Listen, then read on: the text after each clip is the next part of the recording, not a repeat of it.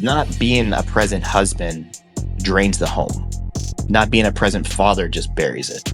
I mean, kids are loved unconditionally, and so are women. The amount of gratitude you receive is always going to be directly proportionate to what you sacrificed. Same thing goes with kindness. If I don't develop kindness and I don't show my son that it's okay to be big and strong, but still be kind, do the things that you're supposed to do as a man, but have compassion for the people that don't have what you have and do what you can to help them. While still at the same time understanding that as a man, you got to be strong, you have to be capable. That's why we go to kickboxing and jiu-jitsu and boxing and stuff like that. You're really understanding that there is no ceiling to masculinity. There's always areas of your life that you can be. I can always be a better husband. I can always be a better father. I can always be a better athlete. I can always be better in some regard. And that just opened my eyes up to all these areas I was neglecting and not moving the needle forward. What's up, everybody, and welcome back to the podcast. Gabe Yanez and I, we have an awesome guest on this show, Joe Luplow. Now, he's a 75th Ranger. He's a husband. He's a father. And he's on to talk to us about all things, I imagine, fitness, being a dad, masculinity, all kinds of stuff that I know Gabe and I are super fired up about. I'm sure you are as well. So, Joe, welcome to the show. I really appreciate you being on. I think a good place to start, man, is like I was asking you right before we started recording. I'm like, what is the difference between this 75th Ranger and Green Berets and everything else? And I'm wondering if you could just kind of give us the cliff notes on that, so I could feel like I at least have a better understanding moving forward. But first off, thanks for having me. Yeah. Awesome. Really appreciate the opportunity to come talk to you guys. Mission. Really, I mean, generally, it's the mission. You know, SF has a different mission from the Rangers. Rangers have a very similar mission to Team 6 and CAG, or the Delta guys. But the Rangers are more so the muscle. Like they're all the force behind the tip of the spear that's pushing the spear to that pinpoint location, if that makes sense. So, like, this give you an example. When we would do ops in Afghanistan with the SEALs, we were their muscle, the same way as we would with the other elements, elements within the military and special operations. But if there was, let's just say, 3 high avenues of approach and 3 other buildings that are suspected bad guys, we know the bad guy we're looking for, the HVTs in this particular building. The SEALs would hit that building. The Rangers would hit the other 3 and secure the intersections just to make sure everything's safe. It's like they're the muscle. Generally speaking, they're the muscle. Not saying that they don't get into direct action raids. Like, they absolutely do. I mean, we absolutely do. But our role, for the most part, is support and muscle. Because if they get into a mess, 35 Rangers with you, you're fine. Like, there's not like good luck kind of thing. Like, it's just, they're all 18, 19-year-old kids ready to, go play in the big game. Okay. Got it. So Rangers would be, okay. I think you described that well. I mean, Gabe, you got anything on that? No. It's always interesting to know those intricacies, because sometimes you hear a lot of those terms get thrown around. They kind of become interchangeable. Yeah. But it's nice to know exactly what everyone's doing. Yeah, for sure. Yeah. Drives me nuts. Drives me nuts.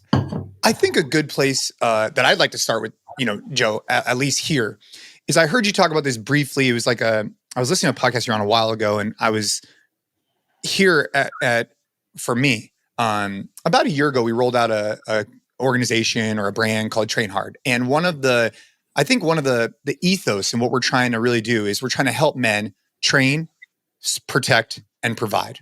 And we have, or at least I have, the way that we look at what those things mean. But I'm curious, is just a place to start. What does it mean to you as a husband, as a father, to train, protect, provide? Sacrifice. That's what a man does. He sacrifices everything for everyone. Like, that's what a man's role is. And that's, if you can find your purpose in that role, like, you've position yourself in a way to where you can understand why you have to be progressively better in every element of being a man. And sometimes that does take sacrifice. Sometimes you might have to stay up extra late because you wanted to play with your kid out back, and now you have to work on this project for work because you still have to provide. You still have obligations outside of the home that you have to handle and facilitate in order to continue to provide for the home. So I think men make not saying women don't, because women absolutely do, but a man's sacrifice is completely congruent with how much he's going to be appreciated and loved. Like, a man's love language, in my opinion, is gratitude. Well, how do you get gratitude? You go out and you sacrifice your time for the things that you need to provide for your family that give you the gratitude that keep you moving from day to day. That's a long-winded answer to that. I think it's just the tip of the iceberg. I mean, I want to keep diving in, because we haven't heard it described like that, Gabe. The sacrifice piece. We don't talk normally about that. It's huge. It's huge, man. Like, 'cause, I mean, I'm not saying that women don't, because they absolutely do. It's just in a different way. But men are, I mean, kids are loved unconditionally, and so are women, because they both, kids are kids, and then women have an intrinsic value of creating life, and then it's a man's role who his love is generally congruent with what he provides to his family. It's based on what he provides. Because if I came to my wife and I wasn't providing anything and I was just a bum and this, like, that's not the kind of man that she would want to be with forever. You know what I mean? So that's not your the amount of gratitude to receive is always gonna be directly proportionate to what you sacrifice to give. So like that's a heavy approach. And my perspective entirely is do the things I don't want to do because I know it's going to give me the things that I need.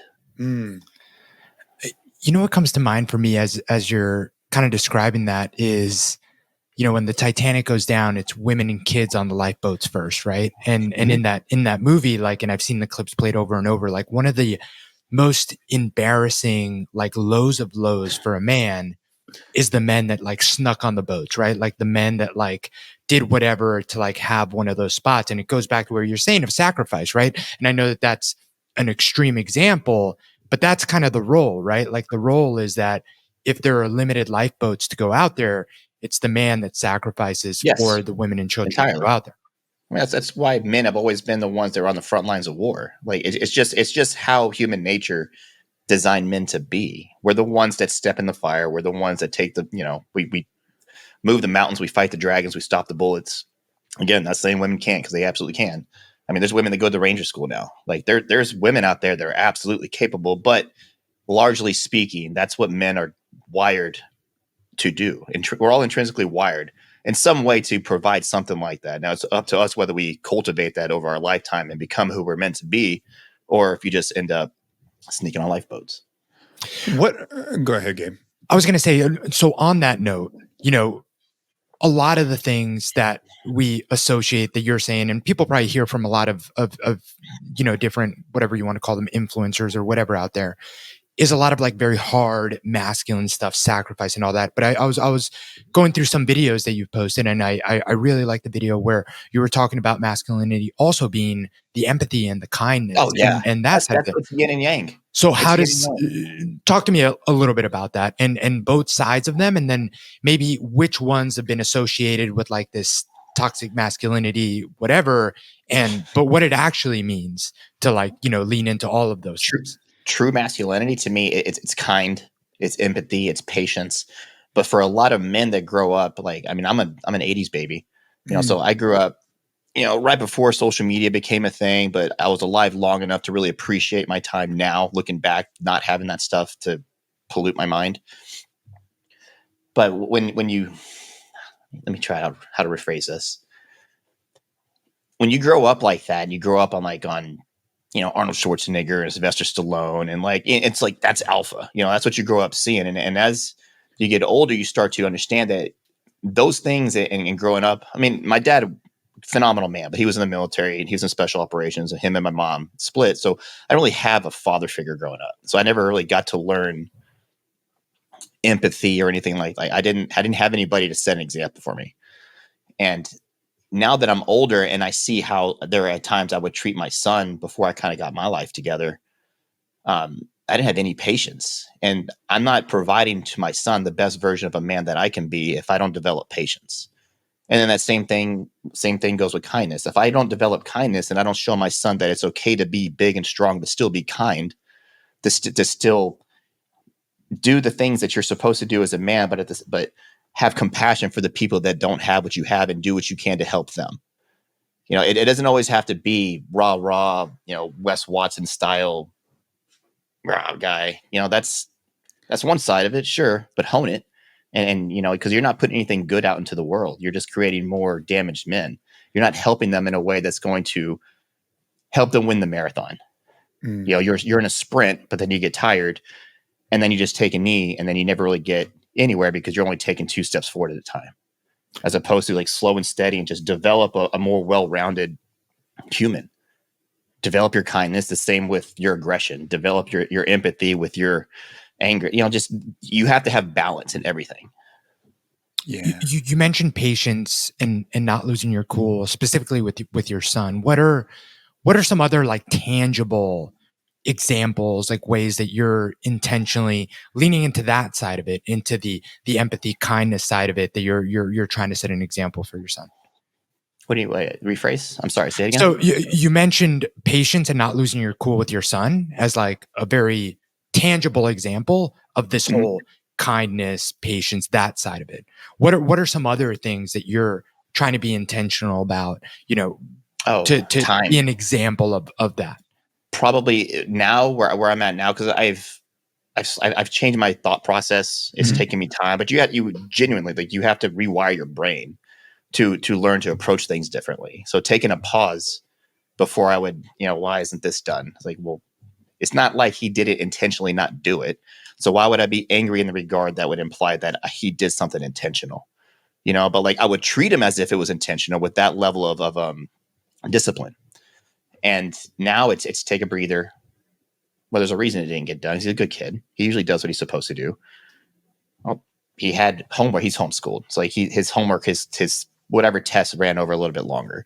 So he just hasn't got to it yet. There's always a reason. There always should be some reason. And sometimes he just forgets. He's a kid, but at the same time, when he forgets to do the things that he needs to do, it's like, all right, man, so this is why we do this. And me explaining to him why this needs to be done in a certain way helps him do it in a way that makes sense for him, which then continues him doing it because he understands the process. He's autistic. So it helps him understand the process better. And so because he understands the process better, he can make it click in his brain and he doesn't have any problem. Okay. And he does it. But for the longest time, I didn't have any patience for that. I had to develop, like, all right, take a pause. And then through counseling and go into some classes to help understand how I communicate with kids like him and how to be a better dad about it. And so that's where patience probably plays the biggest role, is me being a better dad. If I can, I mean, when it comes to a child who has, I am curious your perspective on this, because I think that you could lay a lot of framework here. All children, obviously, they're all different, right? But in general, the world tries to put them in a box, right? Like, especially traditional schooling. My kids have gone to like traditional school. I have a 13-year-old and a 10-year-old. And I'm wondering, with your son being autistic, how did that, I guess my question would be like, what kind of lessons are you learning through that process? Because I imagine it makes you have to, like you said, go to counseling, learn, and then how can you take that empathy and what can other parents learn from that experience in your opinion? Like, I guess because there are so many amazing things I bet your son can do that other children can't do, right? Like that he has a certain talent. And how do you hone in on those things instead of just thinking like, wow, he's not part of the box? I think about that as a parent. Yeah. You let him thrive outside the box. Yeah. You still need to understand basic math. You still need to, the traditional classes are absolutely necessary, because it's not just understanding mathematics or English. It's actually exercising your brain to develop more capacity. But for the stuff that he enjoys, because he really likes to draw and paint. So that's what we get. We get a bunch of paint and drawing stuff. And then we have a time slot in the day where he gets to, it's not, I don't want to say it's mandatory, but it's mandatory. Like, he has 60 minutes. I need you to arts and crafts, anything you want to do. And he'll create stuff out of clay and all kinds. And he does a lot, and it's good. Like, it's actually like, I know every dad wants to say that about his kid's stuff, and it's really good. His stuff is good.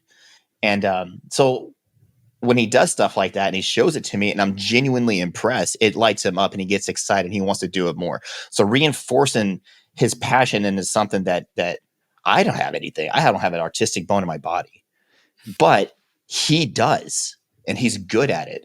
So I give him all the praise and all the love I can that's centered around this particular thing as frequently as possible, because it fuels him into something that he already just enjoys. He's not being forced to do some elective that the school requires him to do because it's required. It's, what do you want to do? Well, his homeschool, his private school thing that he has online, they have a million different electives to do.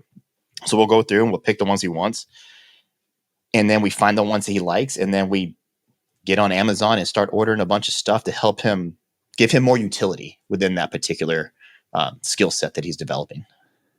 I'm curious on what that process was like for you. And the analogy for me is that I have two kids. One of them is very into sports and excels in sports for sure. And I connect with him through that because we play football, we do baseball, we do everything that's very athletic focused, and he's very competitive. Right. So he has a lot of the same characteristics that I'm like, oh yeah, that's badass. Let's go do this, whatever.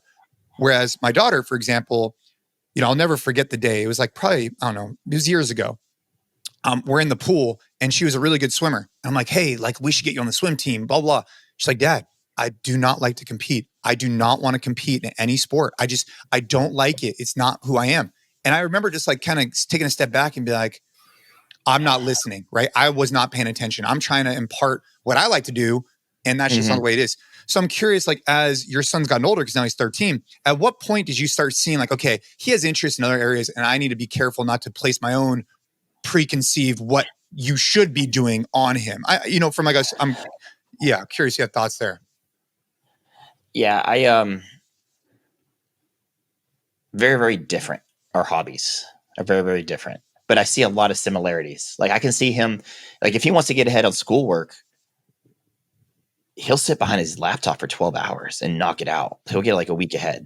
And that's cool, man. But he, at the same time, where did he get that from? Well, he watches his dad sit behind the laptop and 3 different computer monitors, doing engineering call, whatever, just doing work stuff. So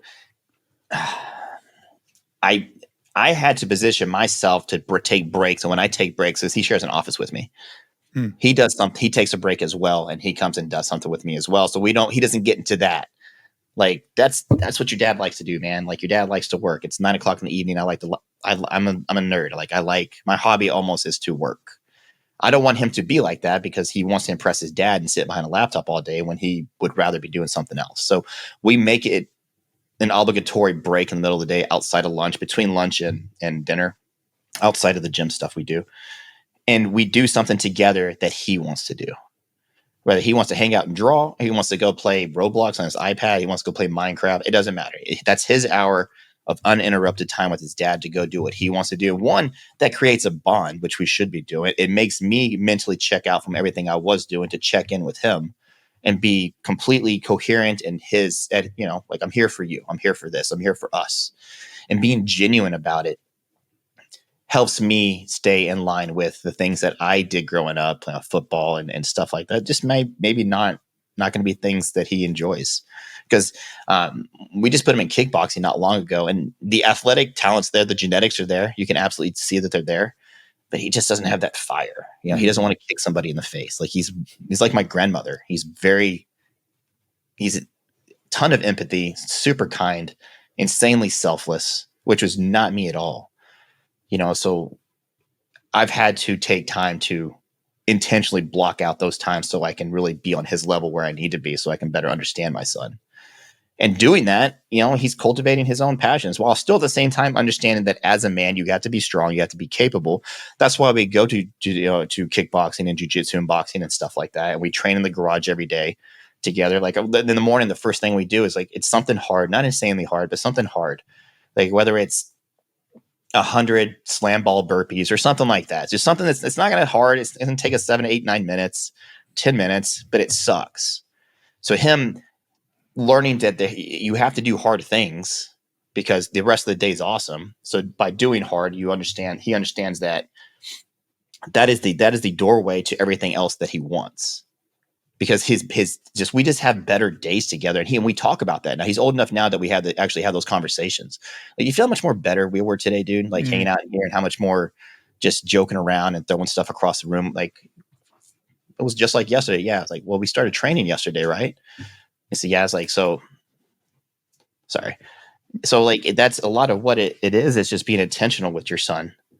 Just being intentional with the time that you give him. That way you can learn what he likes, cultivate what he likes, while at the same time having those moments to create that bond where he really looks up and he understands the things that you're saying really matter. You know what I mean? Yeah. So like, again, like doing some hard stuff physically because you have to, man. Like you're going to have a family one day and it's going to be your job. I mean, I might not be here and it's going to be your job to protect your mom. And how are you going to do that if you're just stuck behind an iPad or, your laptop? Or I'm not saying drawing's bad, but you have to go do some sort of physical activity. And those times, like I said, those blocks of time that we require to go do something together is my opportunity to create that bond that really helps him understand and believe genuinely in his heart and soul, like genuinely believe and look up and understand what his dad's saying is true wisdom, not just, I'm just trying to hang out with my kid because I have 60 minutes. I'm supposed to do it. How much resistance has there been with getting him to do that stuff, getting him to do the physical stuff? And has that evolved with age? Does it kind of ebb and flow? Yes. And how have you dealt with that? Because I know that's a question that we get a lot. Again, patience, man. Yeah. Like patience. Like in the beginning, when he moved in with us, his mother and I aren't together. And we have a phenomenal relationship. We've always had really good, like we haven't had any problems that would create any traumas for my son, like with each other, like in front of him anyway. But he grew up with her, in an apartment in Houston. She's a full-time student working 2 jobs. So like he would go to school, he'd go to his little after school thing with the, a bunch of other kids. And then he'd go home and play on his iPad because she didn't have time for other than, cooking and cleaning and just getting him ready for school. So he didn't really develop a lot of, the normal skill sets that most kids have growing up outside, running around, playing outside. And I think that's probably a big problem for a lot of parents today is their kids are getting to their teen years and they have no true athletic, just general development because their lifestyle. Well, anywho, I got him about 3 years ago now. And it was tough. It was tough because getting him to do something hard was like pulling teeth, but like, I don't want to force it on him because then it becomes like a disciplinary perspective and it's interpreted as something negative. So trying to navigate through that, what I found, to be honest, what worked for me is my wife, Tristan, works with him a lot because she's way more patient than I am. And back then I was not the same human I am today because he helped me grow up. Like being dad helped me become a better person. I hired coaches. That's really what I did. Like coaches who are specialized with working with kids for like, he needs all the fundamentals. I need you to teach him how to run. I need you to teach him how to jump because when I do it, it just comes natural for me. So when he's doesn't understand the basic mechanics of it and I'm sitting there like trying to hurry up and get to like, all right, cool, let's start doing some sprints. Yeah, you're getting frustrated because he's not picking up on it. Yeah. And it drives me nuts. And it shouldn't because it's not his fault. And like I said, and that circles back to, well, he's not intentionally doing it wrong. Like why would he intentionally try to not do it the right way? Like that's silly. So it's a comprehension on how to do the motor mechanics for that particular movement. So I just hired people, man, like that are just better at it. And now he's in a place, and I've had the time to create my own patience and understanding and taking a step back and really meeting him at where he's at in regards to what we do. And now we're in a place to where like, we'll go in the garage and we'll do something hard. He has those basic mechanics now. We're still working on things, but he's in a place now to where he's confident enough to do the things that I'm asking him to do. And because he's doing them with his dad, he wants to go like a little harder, but that's in isolation. We do really well when it's just the 2 of us in the garage, but when we have like his little buddies over, it's like to come do the workout with us, it shifts up a little bit. So there's still a lot of things to work on, but it's definitely measurable progress. It's just, like I said, you have to be intentional and you have to be consistent. You can't just do it for, 2 or 3 weeks and fall off for 4 or 5 months. Like you need to be consistent. You need to make it a lifestyle for him. I love that.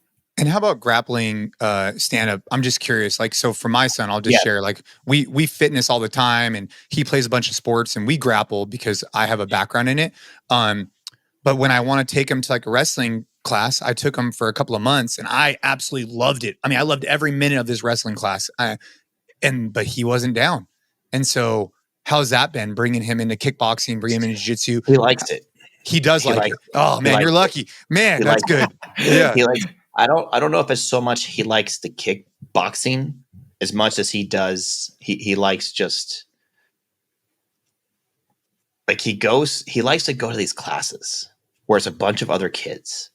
And I think that's my wife and I were talking about recently is we're starting to see like he's it's not the kickboxing he enjoys, it's seeing a bunch of other kids in a group environment like that doing something collectively. Because no one's really watching, he's not everyone's watching me kind of thing. Like when there's 20 something kids in there hitting, 20 bags, the instructor's looking around, but like Everett can go in there and do what he can without feeling like he's going to embarrass himself. like, and just talking to him about, like what these classes are for. You're supposed to be like that. You're supposed to not know how to kick. That's why we're here. You're supposed to have trouble throwing, this particular combo, like a double jab cross or something. Like, you're supposed to have trouble. That's why we're here. And once he really started understanding what the coach's role was, and then nobody was watching him, and then once it clicked, he started just thriving. Everything, he just started thriving there. He hits the bag way more effectively than he ever, like, if you had saw him on week 1 compared to we're in week 4 now. Like, it's the video. I wish I had it come before and after. All I have is the week 3 video. Like, week 1 was like, you're 12, man. How do you not know how to throw a punch, kind of thing? So now he understands the mechanics of he's still got a lot of work to do, but it's night and day. And so when I show him these things, he gets excited about it because, like, look how much faster you are here than you were. Like, and you feel like you're hitting harder. I can tell you're hitting harder. Your coach is telling you you're hitting harder. Like, that positive reinforcement is what he needs. Yeah. It's all positive reinforcement. It's not, God damn, dude, what the fuck, man? Like, dude, blah, blah, blah, blah, blah, like I used to be. Like, and particularly coming from the Ranger Regiment, my dad being a special forces guy, like, I grew up really hard. So scaling that back after being molded in the regiment and then coming out and having all my other stuff going on, scaling back and understanding how much more productive constructive criticism, not constructive, positive reinforcement was. Like, if he messes something up, okay, cool.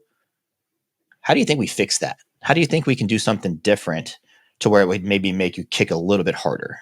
It's all it's almost like in the choice of words that I use to put together to ask the question that make his brain think in a way that will click to help him understand and want to do better.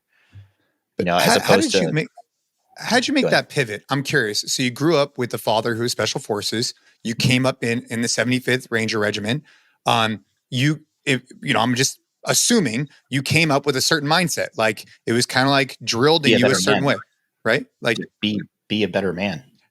And then at one point, did you just say, hey, like, what's working, what has been working isn't working anymore. I need to make a change. Like, what was that process like? And not only just from being a better man, what are examples of that? And then, like, the parenting thing, I'm picking up on big time, like the way you're talking about it.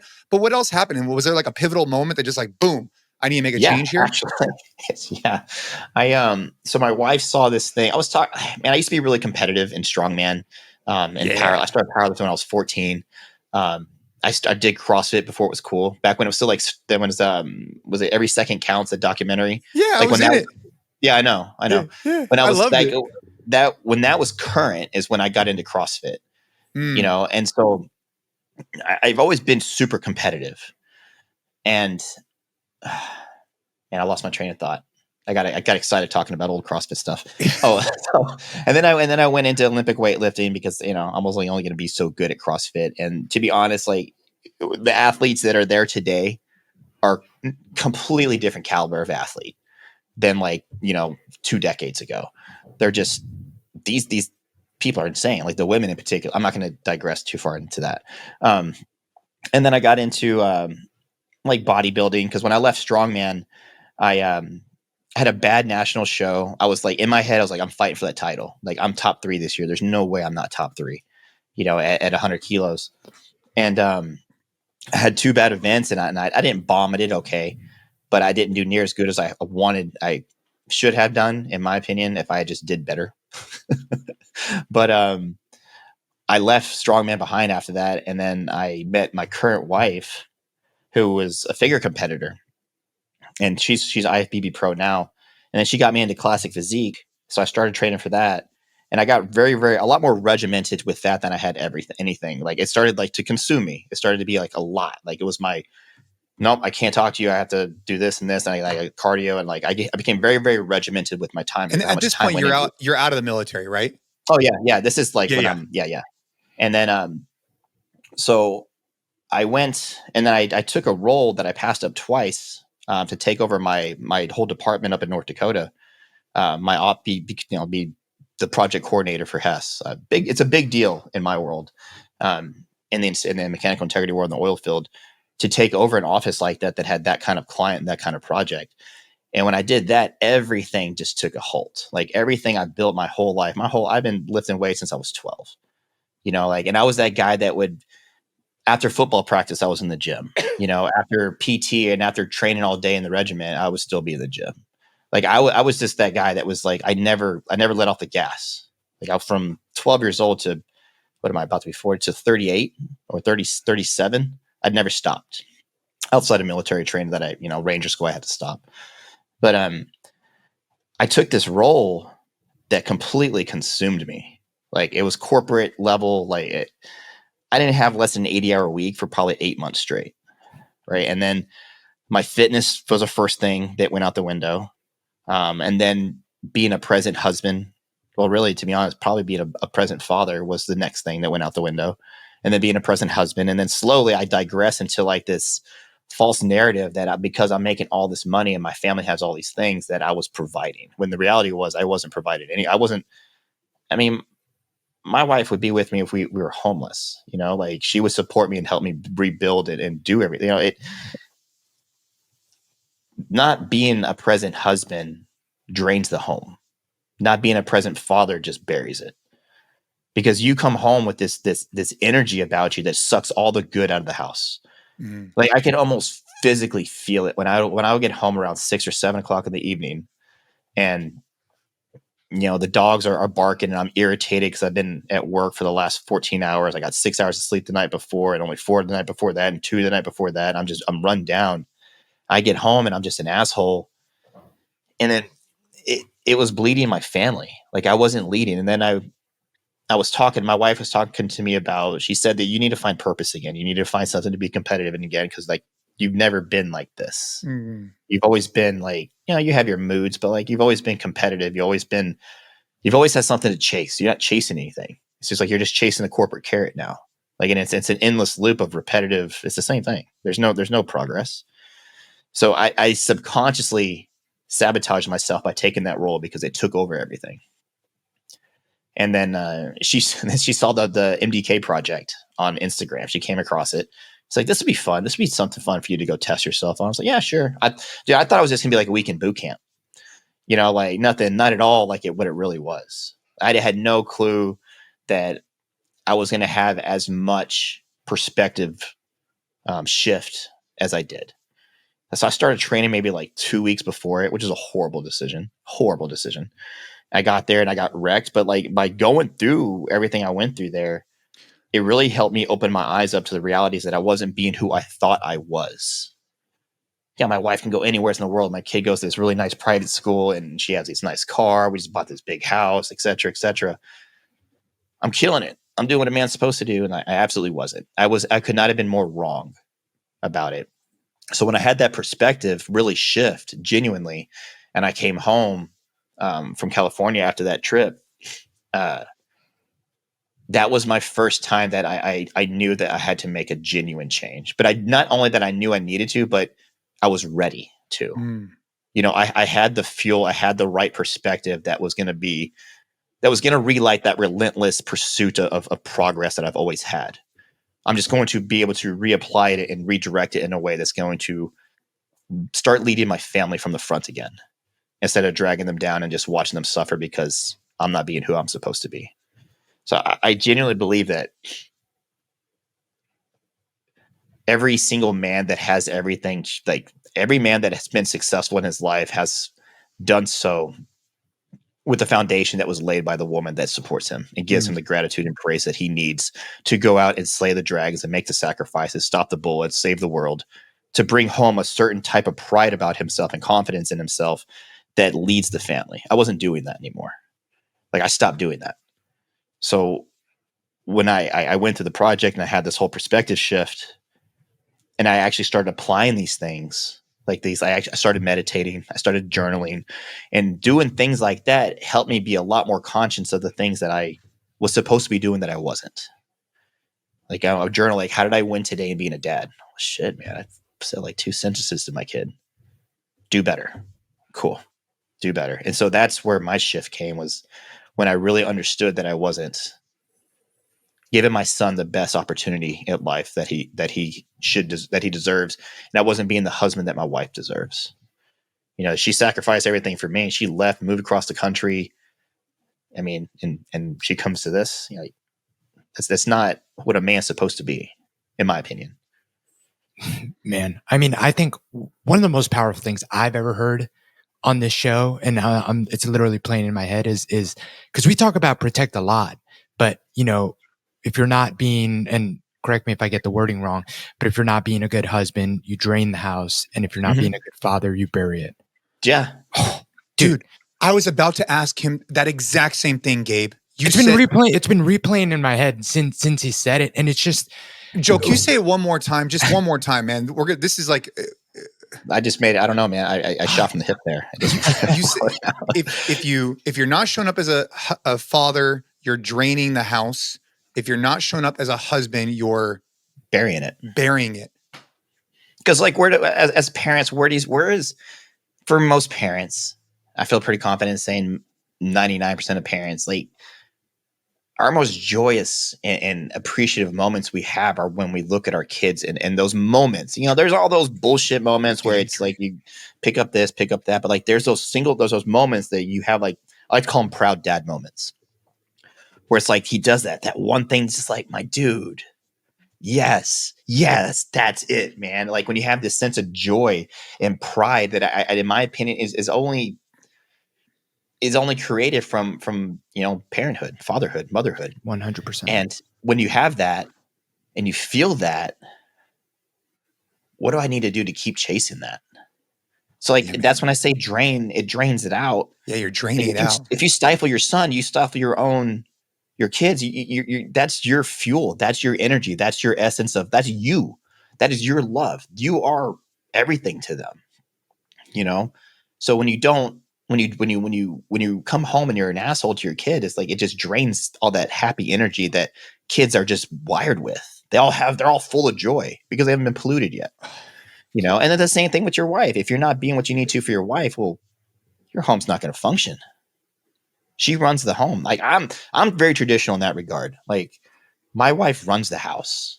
Like, so does mine. I mean, if you know, if there's an intruder or something, like, sorry, bud, like I get to step in, you know, coach is putting me in now, but like, hey, that needs to go upstairs. Everett, you're on the vacuum. Joe, get this laundry, take it. Like, she's that. And that's what we need in our home. And it works. It works. So cool. You know, like, but if I come home and I'm not helping her around the house do the things that she needs, and I'm just being an asshole to her and just being condescending or just not being a good, you know, just raw kind of, you know, just an asshole every day, you're not going to build her up in a way that's going to help her keep building your home. She's building your home. You give her the tools to do it. She builds it for you. And then your home is where you have all your support. She builds your support. And if you're not feeding her what she needs, she's not going to build. If she doesn't build, you're just going to bury it. Man, and the point that's so important to bring home here, I feel like too, is it's so easy to have this like myopic view of provide, that it's just the paycheck you're bringing in and the opportunities that creates. Because you said it, right? Like my wife can go anywhere in the world if she wants to. My son is in this great private school. Like anyone would listen to that and be like, dude, you got it. Like that's it. That's the dream. But it's not. No. Like, so it's a part of it. Like we can't completely ignore, because we talk about that all the time. Like you have to provide them to have the opportunities that they want. And money does, to a certain extent, you know, maybe not buy happiness, but it's a necessary part that should be talked about, but it's not everything, man. And I think you nailed it. Joe, I'd love to dive in a little bit more. You know, Bedros is a mutual friend of ours, Bedros Keuilian.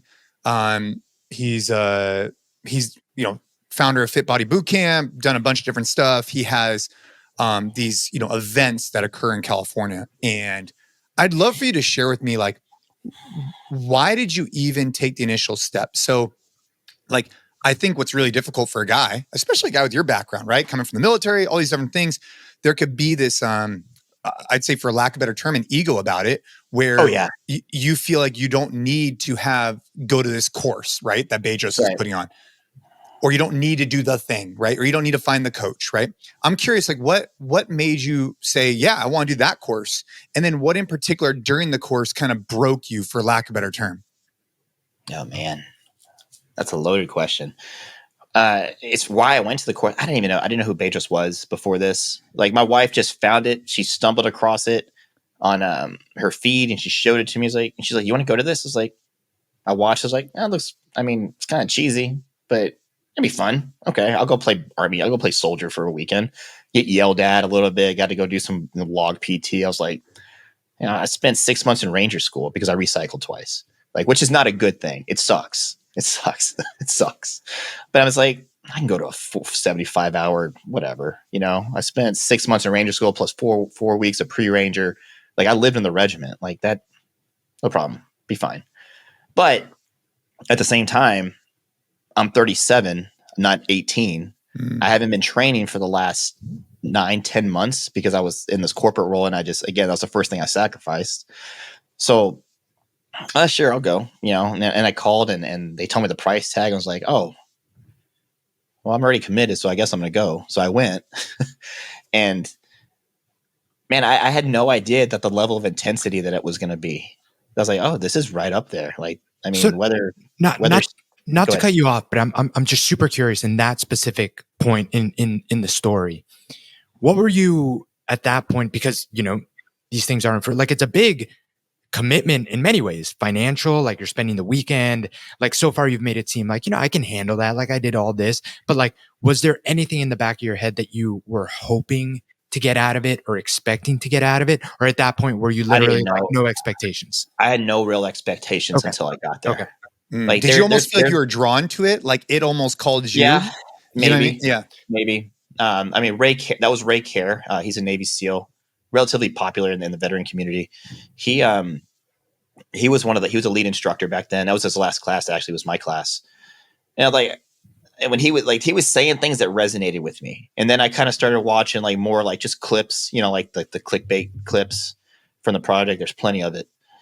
And I was really drawn to Ray's stuff because he said things that just resonated so But when it's coming from a guy like that just for a man like me, naturally more, I'm going to have instant respect for a man if he's a SEAL. It's just how dudes are. This is a Navy SEAL, man. I instantly have respect for him. I don't have to respect him as a human, but I do respect what he's been through and what he was able to push his body through and accomplish. That's a massive accomplishment. But so naturally I already had a certain level of respect for him. And then I heard him yelling at a few guys and the things that he was saying. I was like, God, he's absolutely right. He's not saying this to be a dick. He was saying it, in a very aggravated stance, but he's not wrong. And that's when a lot of the things I started watching with the project started resonating with me. And then I started paying more attention to Bedros and his message. And that's kind of when I started getting on my, oh shit, I'm not who I thought I was, I'm not doing that. Because when you take real self inventory, genuine accountability for the problems in your life, not blaming everybody else, you really helps you develop a perspective inwards that's you probably wouldn't unless you had somebody else point them out for you, and then taking responsibility and accountability for them.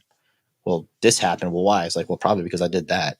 But he did this. Oh no, if you hadn't done that, you can only control what you can control. So when I started having all these new, not new, but these values that I subconsciously have always had, they started becoming more relevant and more at the forefront of my mind of the things that I'm not doing as a man, even though I thought I was pretty excited about it, man. And then I got there and we got the shit kicked out of us for 75 hours. And then we graduated and dude, so I was honor grad from my class. So I had my own hotel room afterwards. And dude, our bodies, I don't know if you've ever seen what the guys look like after, if Bedros ever shown you any pictures, how beat up our bodies are from climbing and on low crawling for 6-7 hours. I've been to the facility and I trained with Bedros. I've been to the facility. I have not seen the actual project yet. Oh, dude, it's miserable. Anyway, it's necessary for some men. For some men, not so much. But for some, like me, it worked for me. It worked for me.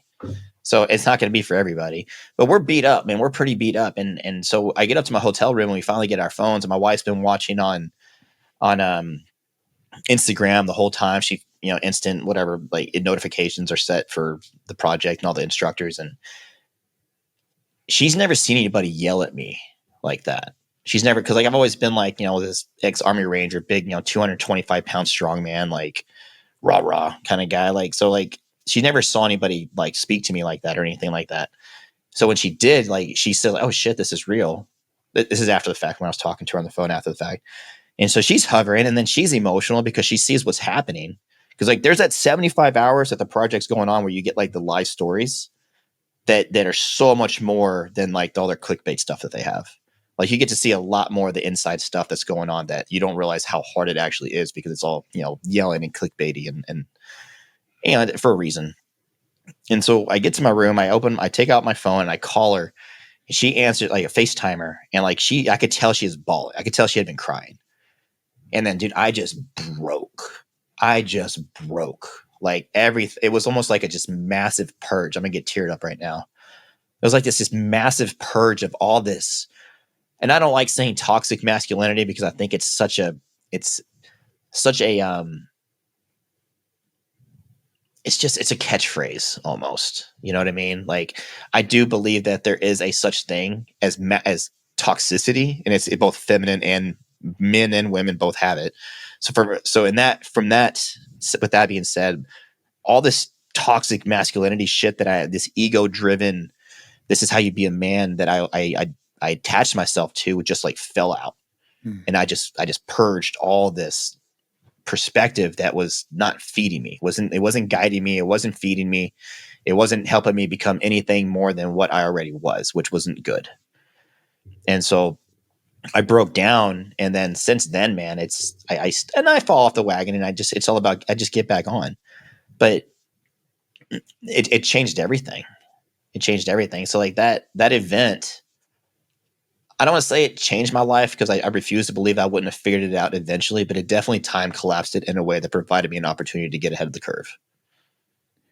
I think the biggest takeaway, I mean, obviously there's a lot in everything you've said over the last, 30 minutes. But what's interesting to me is you're 38, 39? I'll be 40 next month. Yeah. Okay. So you're 39. You went to this event at 38, 37, right? Here you are all these years later, where a lot of people would say like, dude, your perspective, your kind of outlook on life is kind of like molded relatively well by the time you're 37 years old. But yet you could still go to an event that literally could just shape the way you look at things in a completely different way. Oh, yeah. And now it could catapult you to a whole different level. I just think that's a really cool takeaway for people, because I think sometimes you get stuck in this rut where, back to your corporate days or whatever, where you're like, dude, this is just, it is what it is. It's going to be this way forever. Right. But that's not always the case. That's not the case. And you can make a change if you want to make a change, and you made one. So dude, kudos to you, man. I'm gonna, this podcast is definitely a strong pitch for Bedros' program, but it should be. If it worked for you, it should be like, well, there's no more. They only did 20. The last one was recently. Well, no more. No more of them. He's done doing them.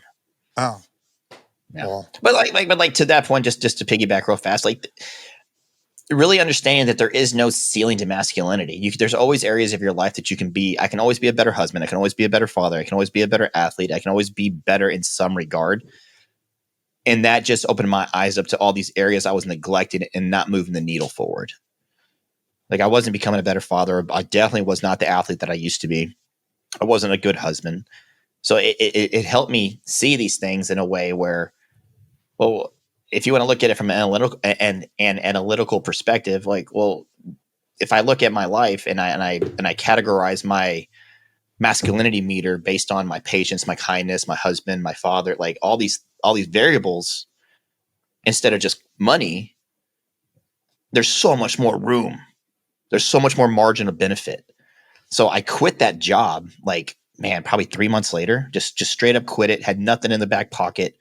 Had like, oh shit, I guess I'm unemployed. Like I had nothing. Like I had money and all that, but I didn't have anything lined up. I was just like, well, shit, I'm legitimately unemployed right now. I just stormed out of a giant budget meeting, said I quit, cursed a little bit, and left the building. I went straight to my office, packed up my stuff, and went home. Well, I went to my manager, my corporate division manager's office, and just made sure I still had a job, and I did. I just quit the client anyway.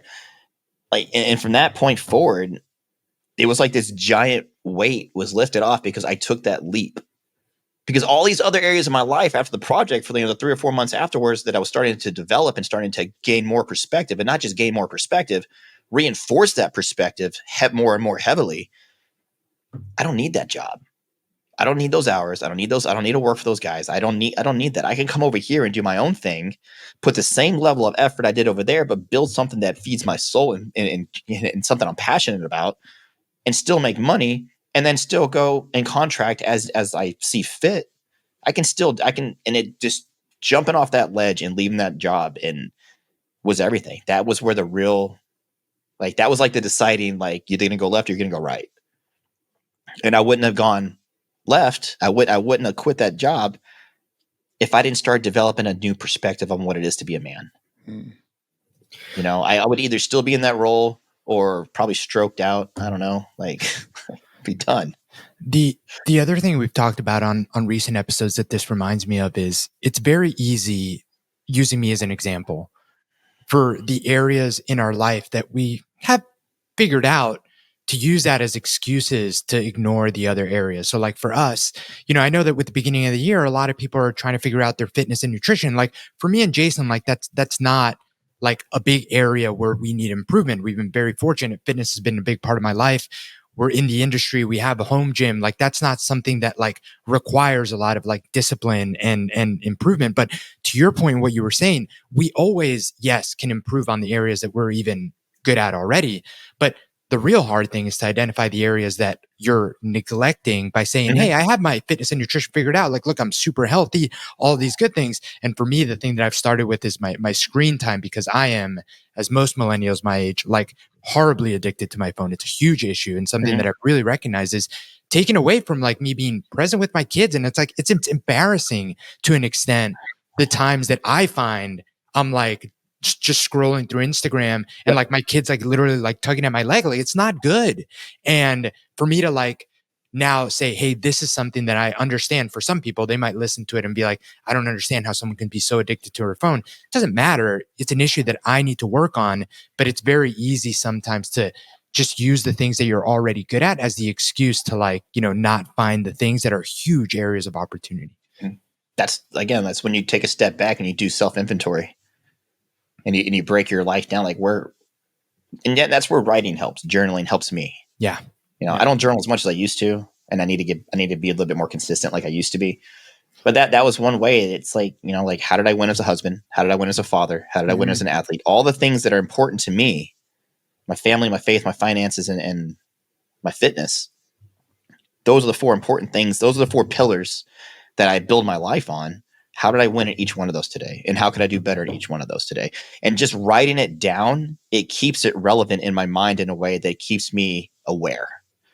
And I'm just, for guys like me who grew up like I did, and I feel pretty confident saying this for most men, we don't, because we're so bogged down with, God, am I doing enough? Am I doing this? Am I doing that? Do I, whatever, because we all want to progress in every area of our lives, or we should. If we don't take a step back to look at the things and write them down, some things are going to slip through the cracks. And the longer you let something slip through the crack, the more it just becomes something that it slips away into almost irrelevancy to you because you're just not even aware of it anymore. So like I said, those micro wins, that screen time, pulling back on it, that's a win. That's how you won today as a father. I would write that down, and then that keeps it up here. It keeps me consistent, or it keeps it relevant in my brain in a way that reminds me tomorrow to do it again until you build that habit and lifestyle. And it's easy to get addicted to your phone, man. It was a point where I would delete it off my phone, Instagram and Facebook and Twitter. And I would re-download it at the end of the day, reply to all my whatevers, and then uninstall it again. That way, just that extra. So even if you just remove it from your home screen, which I learned has worked really well for me, just removing it from my home screen and actually having to go in and type Instagram, that additional step of typing was like a yellow light. Oh shit, that's my caution sign. My bad. Scaling back. I was being a creature of habit, pulling up my phone just to chase some dopamine. Oh, I got to type it in. Oh, that's right. I'm taking a break. That little thing just changed everything. And then how did you win today? I maintained course with my discipline from social media. And again, it sounds silly, but it's those small micro wins. And again, that's also developing a sub skill that's helping me develop more patience. It's helping me develop more understanding and focus on the things that I need to be focused on as a man. What are my priorities? Like, well, this is what I got today. I have this giant project coming up, or I have to build this program, or I have 16 client check-ins today, or whatever it is. That's something that can absolutely wait because these are my priorities today. And developing that skill of patience, that trait, I guess, of patience helps me not want that as much, because I'm in a place now to like, all I need is that reminder of having to type it in that I'm not supposed to be on it. And then I'm completely like, I don't feel like I need it. It's just habit. And I just put it right back down. No problem. And I get back to the stuff that I'm supposed to be doing. Like, cause it gets bad, man. You can stop what you're doing for 5 minutes. Let's say you're writing a paper and you stop for 5 minutes, you pick up your phone, 20 minutes later, shit. Yeah, and you put it down all the time. 100%. All the time. Yeah. Gabe ordered in this thing called the Block. And it's funny because brick. I started using it today. My phone is bricked right now. I would have to go back into the house to the fridge and tap this thing to unlock the social media apps on my phone. It's gotten to that point, but I'm dude, you know what's really unfortunate, Gabe, is that works. Yeah. So now you talked about the brick, and like my phone heard me talk about it, and now I'm getting all these ads, dude. And I'm like, bro, I was like, Gabe should get some commission on this. I mean, I'm sure that people listen to this podcast, someone's gonna go buy this brick thing. You should be getting a commission on it. Joe, my camera cut out, but it'll be back on. Joe, I gotta tell you, man, I'm really happy that Bedros had recommended you for the show. I think that this conversation has been really fruitful for me. I wrote down some notes here. In particular, like the no ceiling to masculinity, I thought was a really interesting. You've said a lot of things that I think were like deep and impactful, and a lot of good things I think guys can take from this episode. And I would recommend, like you were saying, like writing down. I mean, this could even be one of those episodes. I know for me, I re-listen to many of our episodes, not all of them, but many.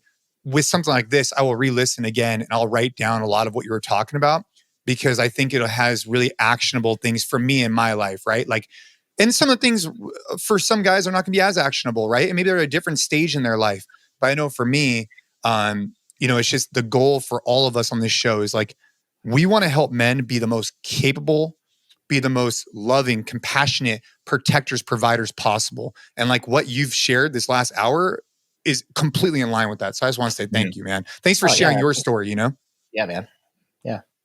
Gabe, that's all dude, I want to be, sensitive of your time, Joe. I will stay in touch with you about Customs and Border Protection, SRT. I think they'd get a lot out of the type of conversation we had today, in particular about what it is as an operator and then balancing that with their family. So I'll definitely stay in touch with you on that.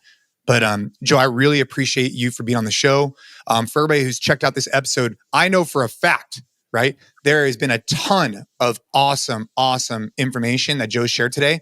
So make sure, simple ask, right? If you want to add value, if you want to level up other guys, if you want to level up other people, send this podcast to 3 friends. Just be like, hey man, check this one out. And we'd really appreciate it. Grows the podcast, grows the message. And that's the mission. And before we forget, Joe, where can people find, if they want to, more of your content, more of your stuff, like where's the best place? I guess my Instagram. Yeah. Awesome. I guess I'm pretty, notes. I just recently started doing podcasts with people.